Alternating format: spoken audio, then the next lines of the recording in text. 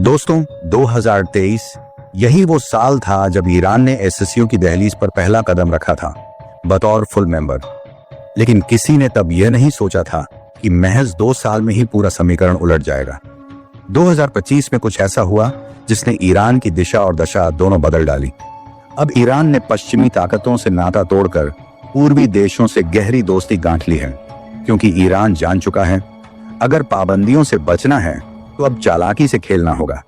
लेकिन इस बार Iran SCO meeting में सिर्फ मुस्कुराने या हाथ मिलाने नहीं आया था। इस बार वो अपने साथ एक बड़ा गेम प्लान लेकर आया था।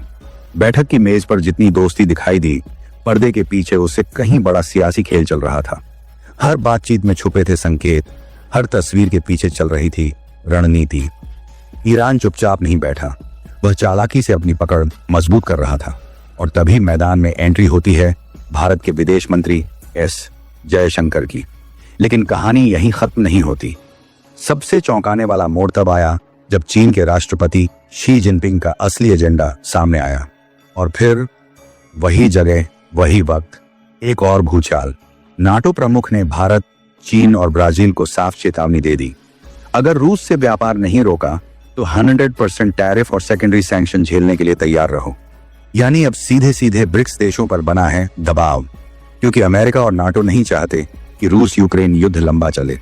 और ऐसे तनाव भरे माहौल में ही एससीओ के मंच से शी जिनपिंग का मास्टर प्लान उजागर हुआ।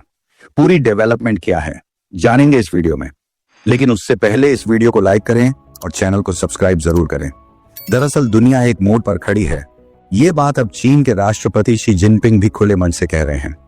एससीओ की इस अहम बैठक में उन्होंने अचानक सबका ध्यान खींचा जब उन्होंने कहा, अब वक्त है कि हम एक साथ मिलकर इन तेज बदलावों का सामना करें। लेकिन असली चाल इससे कहीं गहरी थी। जिनपिंग ने 2025 को SCO year of sustainable development घोषित करने का प्रस्ताव रख दिया। यानी अब पूरी रणनीति विकास और टेक्नोलॉजी के नाम पर रची जाएगी। और इसी बहाने चीन ने एक बार फिर अपने महत्वाकांक्षी बेल्ट एंड रोड इनिशिएटिव और टेक्नोलॉजी एक्सपेंशन का एजेंडा सामने रखा। लेकिन इस बार जोर कहीं ज्यादा था। दूसरी ओर भारत के विदेश मंत्री एस जयशंकर ने भी बीजिंग में अहम मौजूदगी दर्ज कराई। ईरान और रूस के दिग्गज मंत्रियों के साथ मुलाकातों की तस्वीरें एक नया संदेश दे रही थीं। ये सिर्फ डिप्लोमेसी नहीं थी, ये थे आने वाले समीकरणों के संकेत। 14 और 15 जुलाई को जयशंकर चीन पहुंचे और वहां एससीओ नेतृत्व को भारत की प्रतिबद्धता जताई। चीन के उपराष्ट्रपति हान झेंग से हुई बातचीत में 75 वर्षों के रिश्तों का जिक्र हुआ।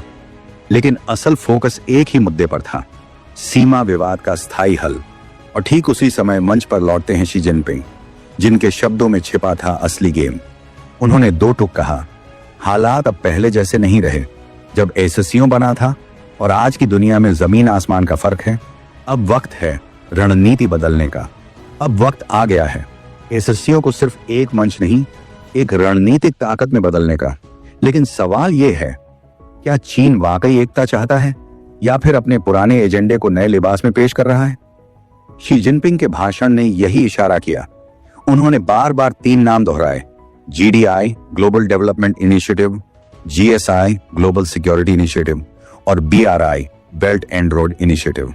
बीआरआई तो जाना पहचाना चेहरा है, लेकिन जीएसआई यही असली चाल है। दरअसल यह चीन का अपना नेटो है, सुरक्षा के नाम पर एक ऐसा नेटवर्क जो उसका प्रभाव बढ़ाए, न कि साझा सुरक्षा दे।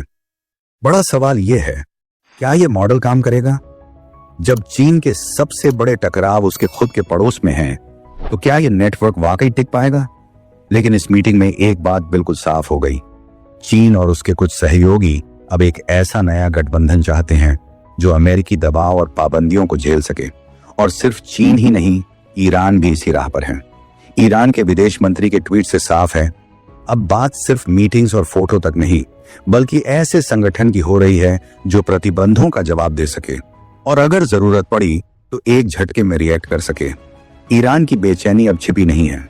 उसे अच्छी तरह पता है कि इजराइल के साथ उसका टकराव अभी थमा नहीं है, यह सिर्फ तूफान से पहले की खामोशी है। हालात भले फिलहाल शांत दिख रहे हों, लेकिन दोनों ओर से आने वाले आक्रामक बयान साफ इशारा करते हैं कि जंग कभी भी भड़क सकती है। यही वजह है कि ईरान चाहता है रूस और चीन उसके साथ मजबूती से खड़े रहें। रूस भले ही डिप्लोमेटिक समाधान की बात करता हो, लेकिन चीन पहले ही कई बार ईरान के साथ खुलकर खड़े होने की घोषणा कर चुका है। और अब इस एससीओ बैठक में ईरान की उम्मीदें अपने चरम पर हैं। लेकिन अब सवाल उठता है भारत का, वो यहां क्यों आया, जबकि इसी टेबल पर पाकिस्तान का विदेश मंत्री बैठा था और हाल ही में पहलगाम अटैक भी हुआ है। लोग कह रहे हैं भारत को इस बैठक में शामिल ही नहीं होना चाहिए था, लेकिन भारत की सोच क्लियर है। कूटनीति का सबसे बड़ा नियम है, कभी सारे दरवाजे बंद मत करो, क्योंकि खुले दरवाजों से ही हालात बदले जा सकते हैं।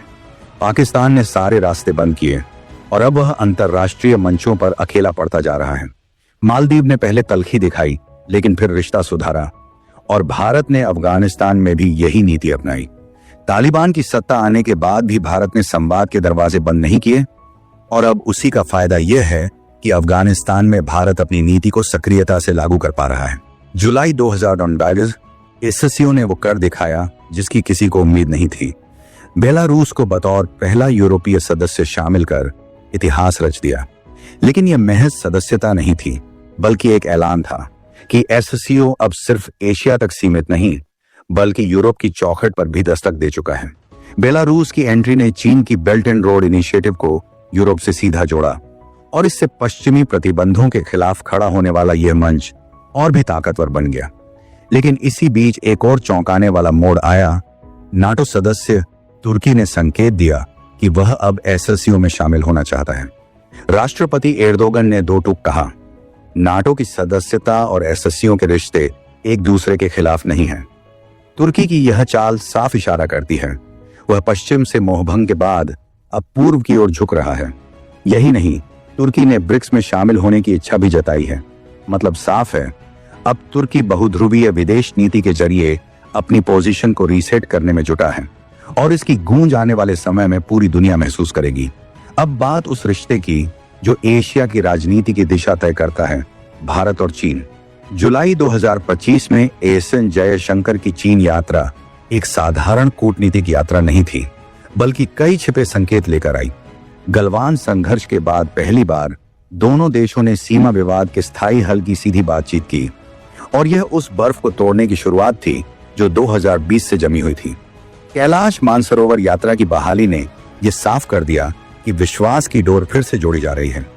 एससीओ मंच पर भी भारत चीन के बीच सहयोग की एक नई रेखा खींच रही है, और अब सभी की नजरें टिक गई हैं 31 अगस्त से 1 सितंबर 2025 तक होने वाले त्यांजन सम्मेलन पर, जिसे एससीओ का अब तक का सबसे बड़ा समिट माना जा रहा है।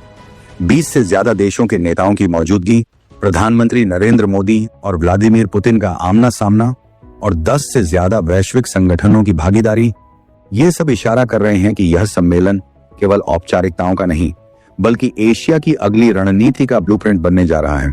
और इसी दौरान ईरान भी हर नजर का केंद्र रहेगा, क्योंकि उसकी अगली चाल इस पूरे समीकरण को बदल सकती है।